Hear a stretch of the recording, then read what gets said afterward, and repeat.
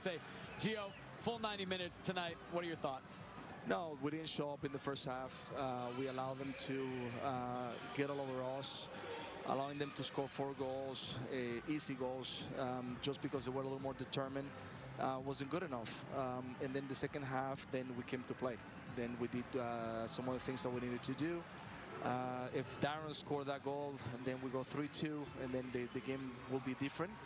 And when you're losing for that margin, you know, you have to risk, you have to send players forward, and they got us in a counter, and they were able to capitalize on the 4-1. So a difficult defeat. They were better than us in the first half, as I said, and we didn't give enough to the game in order to be able to get a result.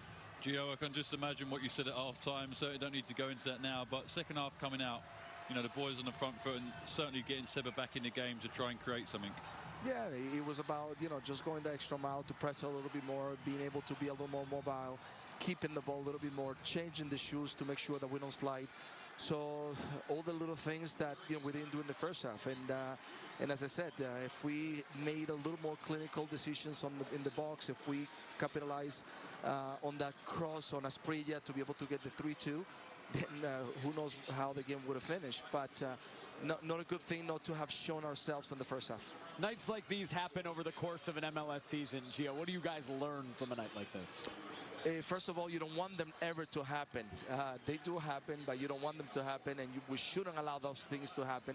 But always there's a takeaway, and there has to be a learning moment from this game.